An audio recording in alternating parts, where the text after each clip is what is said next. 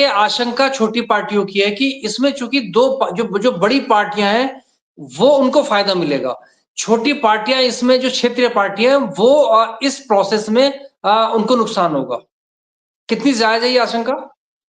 देखिए आशंका किसी भी पार्टी की बिल्कुल पूरी तरह से जायज़ हो सकती है, इसलिए कि उनका नज़रिया है।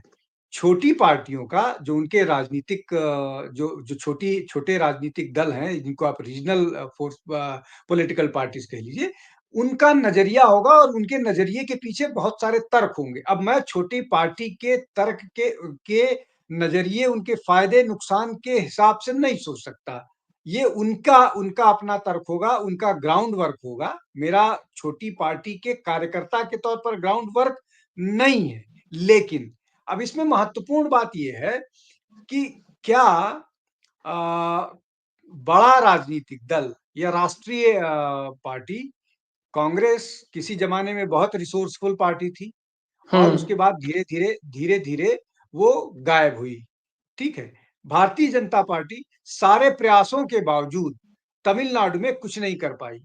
भारतीय जनता पार्टी ने अपना सारा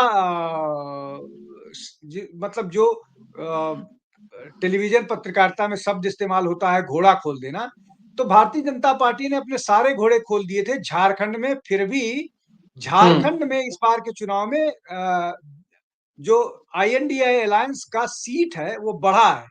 10 सीट 8 सीट लगभग बढ़ा है 8 या 6 सीट बिल्कुल। उनका बढ़ा है। तो उस दृष्टि से आप देखिए तो रीजनल पार्टी सक्सीड हुई है, बेहतर की है। तमिलनाडु में आप कुछ नहीं कर पाए डीएमके का। तो ये डर कि बड़ी पार्टियों को सिर्फ फ़ायदा होगा, छोटी तृणमूल कांग्रेस को आप नहीं हरा पाए।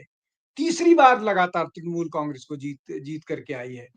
तो ये अपने आप में वो मतलब मुझे नहीं वो लगता चुनाव में नेता की पॉपुलैरिटी, नेता के कार्यक्रम काम करते हैं, उसकी स्ट्रैटेजी काम करती है और मुझे लगता है कि जो मैंने 3 उदाहरण दिए हैं, उसके अलावा भी बहुत सारे उदाहरण हैं। एक और उदाहरण दे देता हूँ, जम्मू-कश्मीर में भी भारतीय हुँ, जनता पार्टी इंडिपेंडेंस और अपनी सीटों के बारे में वो अनुमान लगा के रखा था कि उनको 32 सीट मिलेगी, हालाँकि वो 32 से बहुत कम नहीं पीछे आए।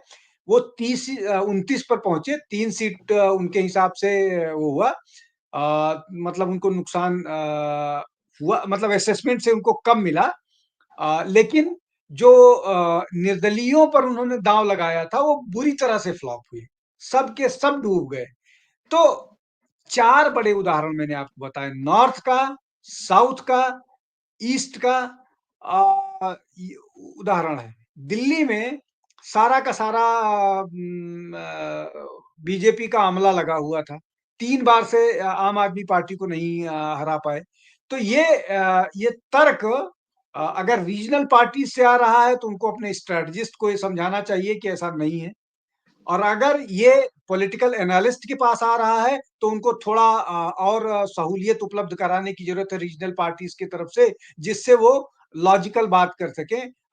जो एक सामान्य नैरेटिव चलता है या जो बाज़ार में एक सेट पैटर्न चलता है कि नहीं, विरोध करने के लिए ये तर्क हमको देने हैं, चूँकि विरोध के तर्क यही बाज़ार में चल रहे हैं। अपना दिमाग नहीं लगाते हैं।